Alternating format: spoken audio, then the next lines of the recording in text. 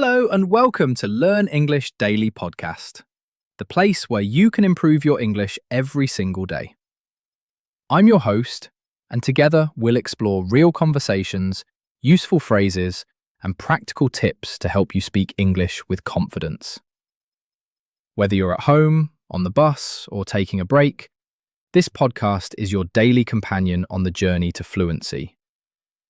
So relax, listen closely, and let's learn English the easy way, one day at a time. Let's get started. Welcome, curious minds, to the deep dive. This is the place where we take a stack of sources, your readings, your research, your notes, and we distill them down to the most potent, satisfying nuggets of knowledge. Right. You're here because you want that shortcut to being truly well-informed, and today we are plunging deep, deep into the heart of classical mythology. Indeed. Our mission today is a really structured deep dive.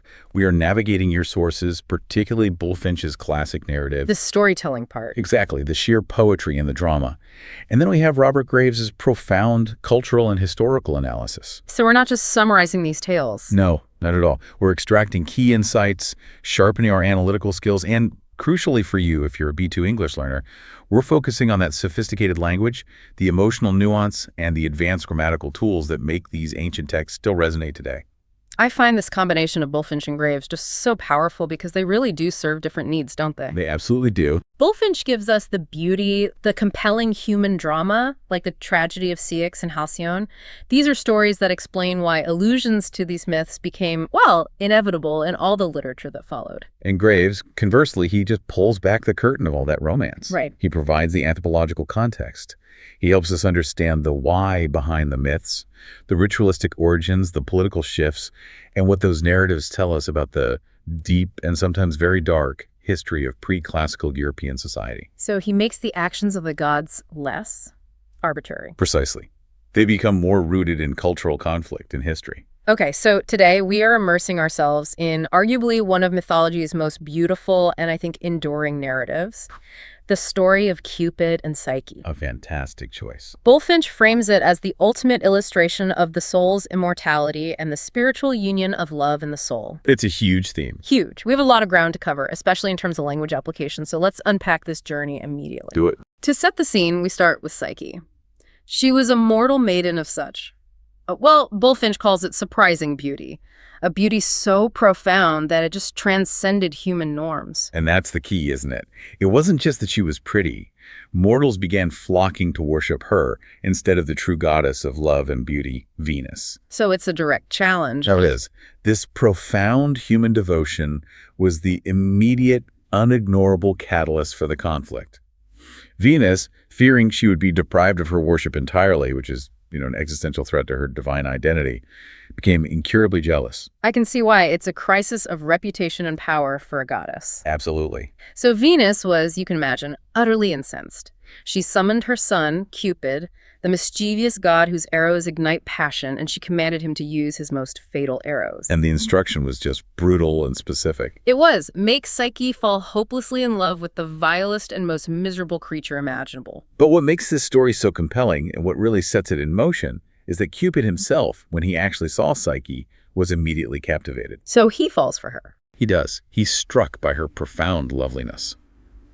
This led to an inevitable internal struggle. He completely disregarded his mother's command, and that set the stage for the deeply dramatic tragedy that was about to follow. The narrative then moves very quickly to these strange circumstances of her unseen husband.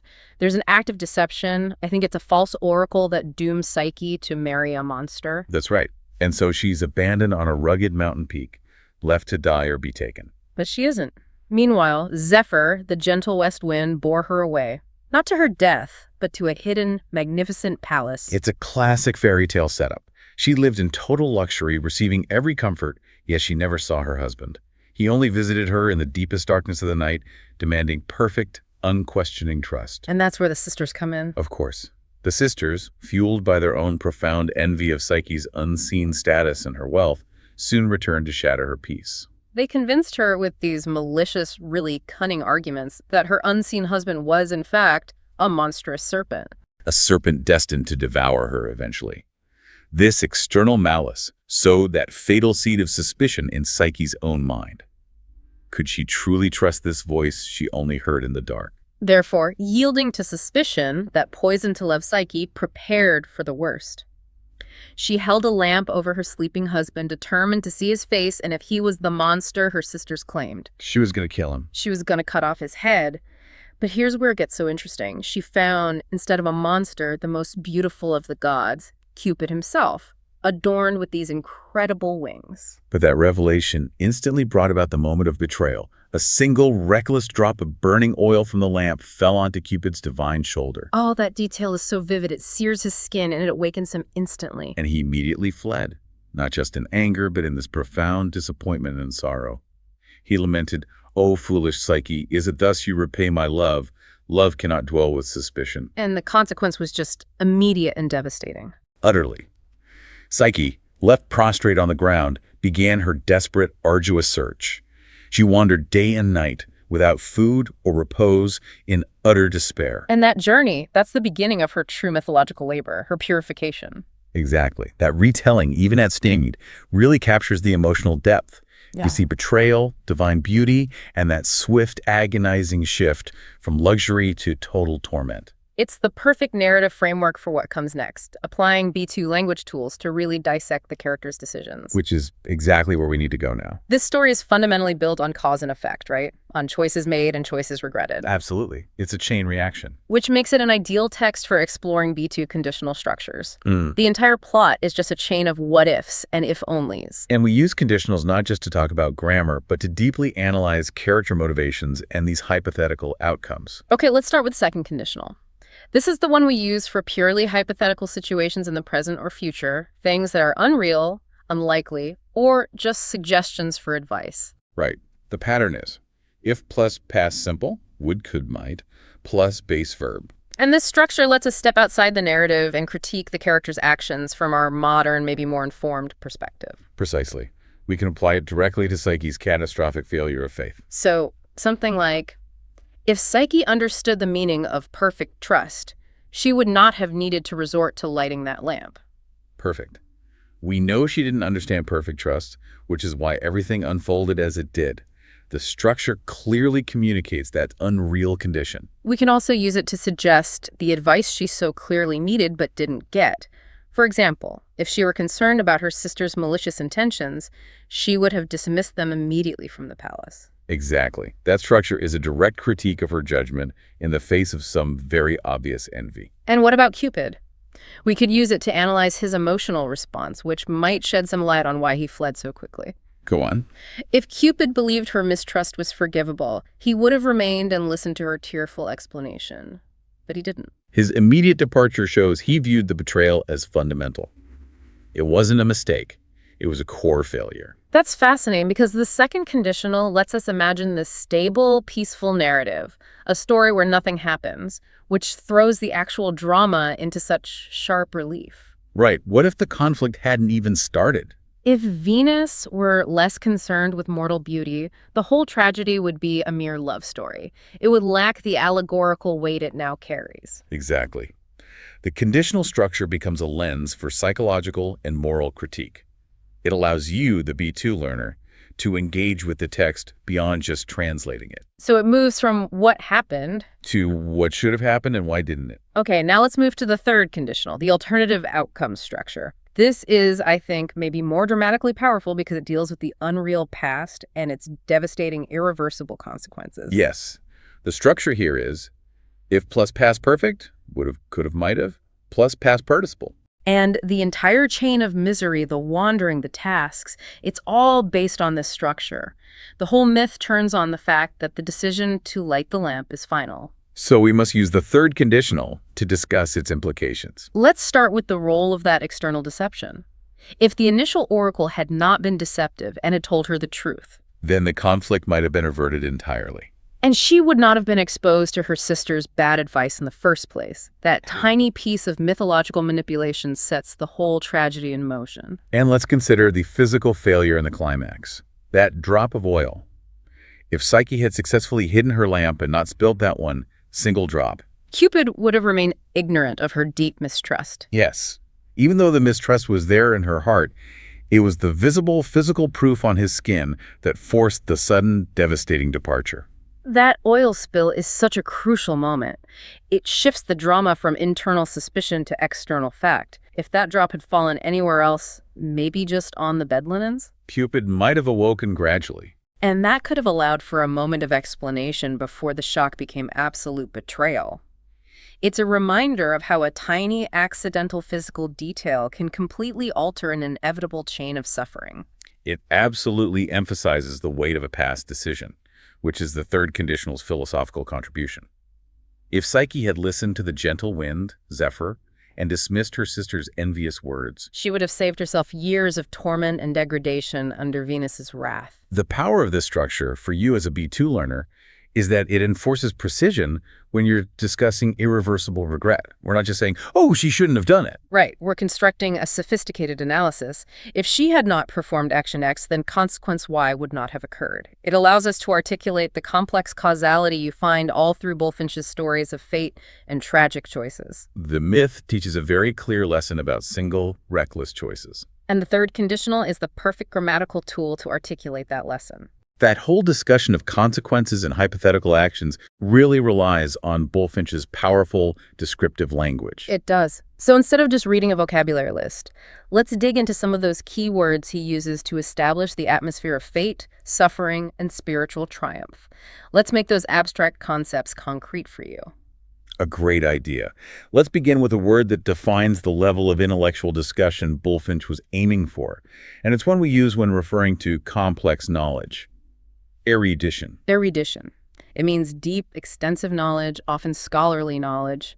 Bulfinch, writing for a general audience, said that without his work, readers would have to consult sources of profound erudition, which he implied were too dry and academic for most people. A good example sentence would be, the writer's erudition on classical sources allowed him to connect the myths of Greece and Rome seamlessly.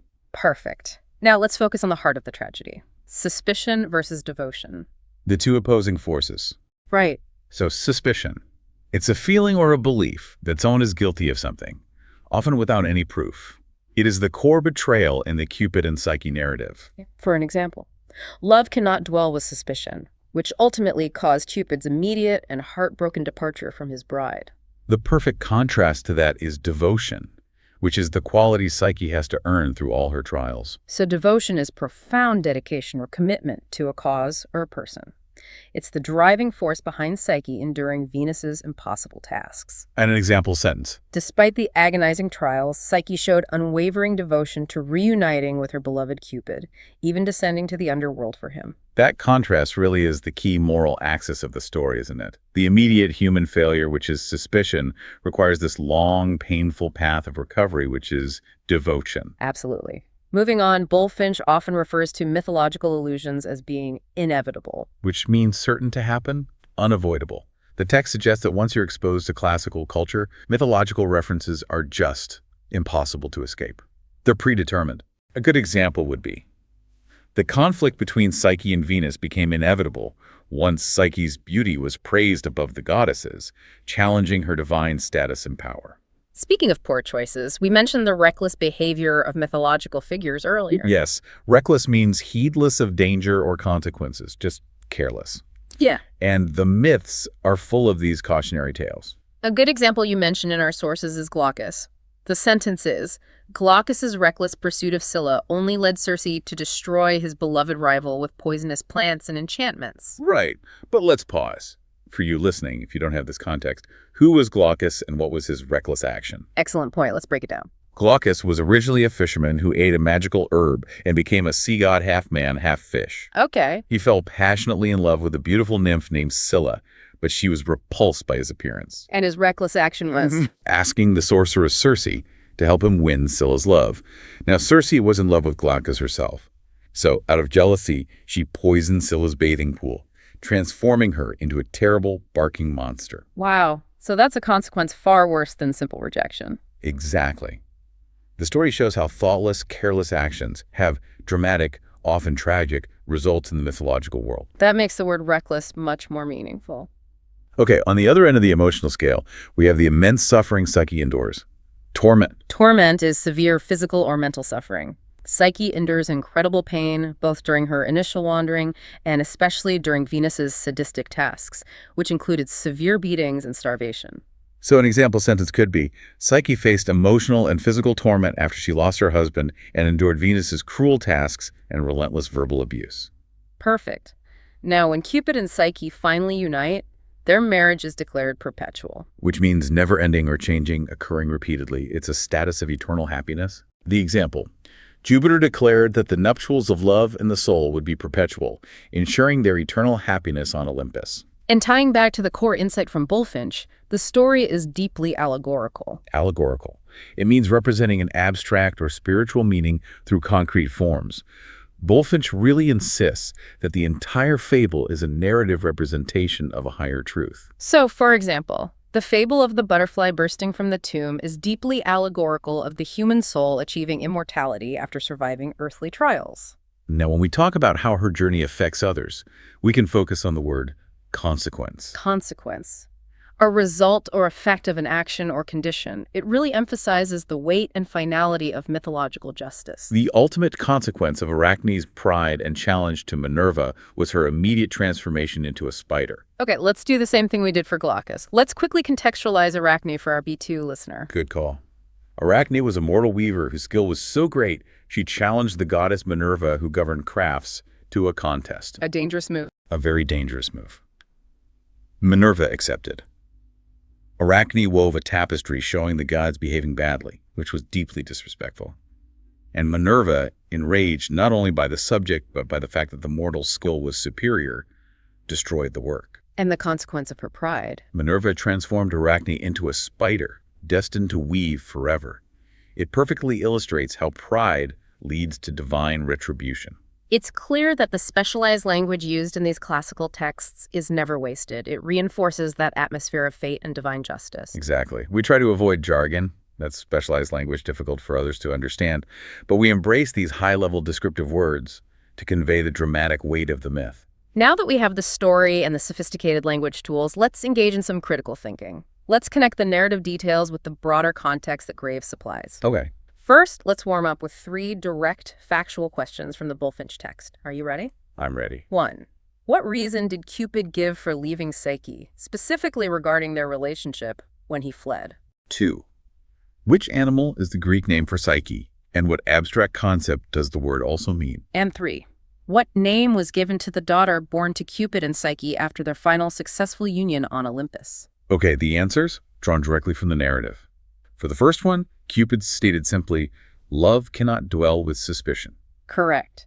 For the second, the Greek name for Psyche is the butterfly, which also represents the human soul. And for the third, the name given to their divine daughter was pleasure. Love, soul, and pleasure. A deeply symbolic trio. Yes, and that necessity of love in the soul enduring suffering to achieve pleasure. That brings us right to the analytical heart of this deep dive. It does. Analytical question 1, the power of the gods. Why do you think Venus assigned Psyche tasks like sorting masses of seeds, fetching golden wool from dangerous aggressive sheep, or gathering water from the river Styx that were virtually impossible for a mortal? They were difficult to the point of being fatal. This is where Graves' analysis of cultural history becomes indispensable. And it's where we have to challenge Bullfinch's more romantic take. How so? Bullfinch might suggest Venus's actions are, understandable parental frustration. But Graves suggests something much deeper. The unforgiving nature of the great goddesses in earlier religious systems. Why does Graves emphasize that unforgiving aspect so much? He argues that the mythological structure often reflects historical political shifts.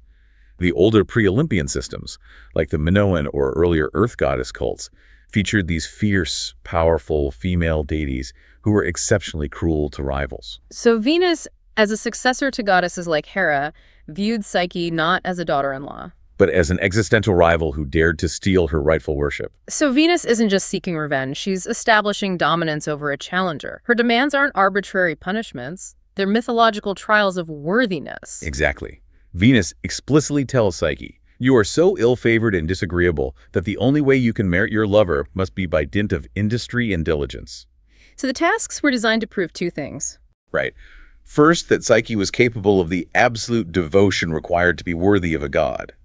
And second, that she could shed her mortal failings. The the reckless curiosity, the suspicion, which led to her downfall. And the nature of the tasks themselves, sorting grains, spinning wool, dealing with the terrifying ferryman Charon, they all relate to the core functions of mortal life and the passage to death. That's a great point. She is symbolically mastering the mortal world and facing the terror of the afterlife, that underworld journey for Proserpine's box before she can be purified enough for divinity. It's purification by impossible labor. And the fact that she can only succeed through supernatural assistance, the ants, the reeds, the eagle, the tower, reinforces Graves' point that Venus's wrath is too great for a mortal to overcome through sheer human will. She has to show the diligence to try. But divine or natural aid is the only mechanism for her eventual survival. Okay, analytical question 2. Symbolism and allegory. Bulfinch explicitly states this is an allegory of the soul's immortality. Given that Psyche had to endure intense suffering and separation, that emotional torment to gain divinity, what could the mythology be suggesting about the nature of the human soul's journey? This ties into the broader source material on the transmigration of souls, or metempsychosis, which was a philosophical concept that influenced some classical thinkers. Metempsychosis, let's break that down. Put simply, it means the soul must wander through different forms and suffer, just like Psyche wandering the world, until it is sufficiently purified before it can return to its divine source. That immediately makes Psyche's suffering feel less like random bad luck and more like a structured process. It does. Her wandering day and night without food or repose isn't just scenic, it's the physical manifestation of the soul's required purging of suspicion and selfishness. Correct. Her journey is a necessary transformation. She starts as a passive recipient of unwelcome adoration because of her physical beauty. By the end, she is an active heroine who has earned her divine status through devotion and suffering. So the mythology is suggesting that divine ascension is never cheap or easily gained. It requires utter and complete purification forged in the fires of torment. The butterfly allegory is crucial here too. Psyche means soul and butterfly. Yes, the butterfly must emerge from the chrysalis, the tomb of earthly suffering on brilliant free wings. The mortal physical Psyche had to figuratively die for the immortal spiritual Psyche to be born. And that transformation underscores the meaning of the birth of their daughter, Pleasure. Exactly. True, lasting, divine pleasure is only born after the soul. Psyche is perfectly united with love, Cupid, having been purged of all mortal imperfections. Analytical question 3. Suspicion versus trust. Cupid says, love cannot dwell with suspicion. What could have happened if Psyche had simply trusted her husband and refused to listen to her jealous sisters?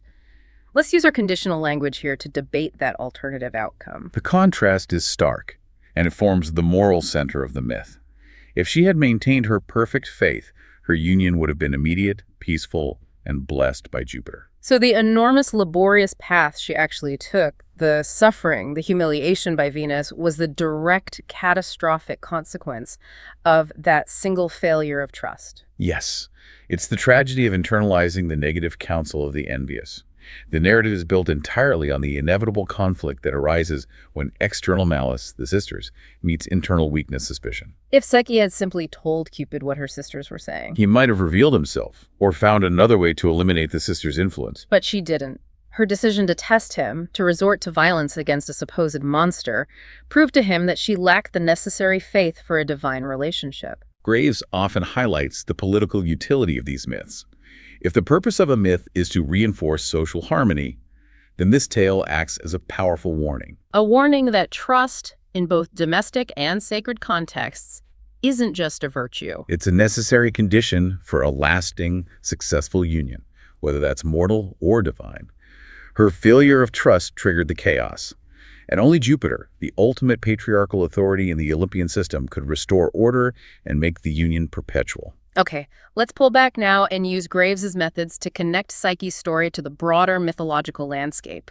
Let's contrast it with a myth that ends in tragedy, not triumph. We can discuss the ritual of transformation by comparing Psyche's fate with the story of Hero and Leander, another great love story found in your sources. Right. Psyche achieves apotheosis. She becomes immortal. Hero and Leander perish. Hero and Leander is a purely mortal tragedy. Leander drowns attempting to swim the Hellespont to reach his lover, Hero, after a terrible storm puts out her guiding light. And then Hero throws herself from her tower to die with him. The contrast highlights two major mythological paths.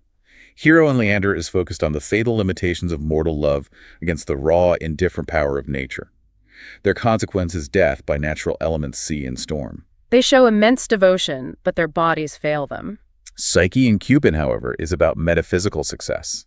The enemy is internal suspicion and external divine malice from Venus. The ultimate goal is not just reunion, but purification and elevation. So if we were to apply graves here, Leander's death in the churning sea symbolizes chaos, natural limits. The ephemeral nature of the body, yes. Psyche's eventual ascension to Olympus symbolizes order, transcendence, and the eternal nature of the soul. So one story shows the tragedy of being destined for a mortal fate. And the other shows the triumph of the soul earning its divinity through suffering and devotion. That framework makes Psyche's suffering feel less arbitrary and much more purposeful, a rite of passage rather than just punishment. She transitions from being a victim to being a participant in her own deification. Precisely. And if we look closely at the necessary means of her triumph, we find the theme of laborious tasks and divine assistance. Right. She succeeds in the impossible tasks only because of external supernatural help.